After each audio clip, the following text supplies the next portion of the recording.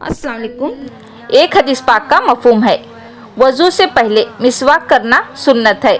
जो नमाज मिसवाक करके पढ़ी जाए वो उस नमाज से जो बिला मिसवाक पढ़ी जाए 70 दर्जे अफजल है। एक हदीस पाक का मफहूम है कि मिसवाक का एहतमाम किया करो। इसमें 10 फायदे हैं। नंबर 1, मुंह को साफ करती है। नंबर 2, अल्लाह की रजा का सबब है। नंबर 3, शैतान को गुस्सा दिलाती है। नंबर 4, मिसवाक करने वाले को अल्लाह ताला महबूब रखते हैं और फरिश्ते भी महबूब रखते हैं। नंबर 5, मसूड़ों को कुव्वत देती है। नंबर 6, बलगम को कता करती है। नंबर 7, मुंह में खुशबू पैदा करती है। नंबर 8, सफरे को दूर करती है। नंबर 9, निगाह को तेज करती है।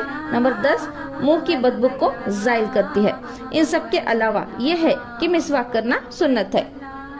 एक हदीस पाक का मफहूम है, मिसवाक के एहतमाम में 70 फ़ायदे हैं, जिनमें से एक ये है कि मरते वक्त कलमा शहादत पढ़ना नसीब होता है और उसके बिलमुकाबिल अफ़यून खाने में 70 मज़रतें हैं, जिनमें से एक ये है कि मरते वक्त कलमा याद नहीं आता।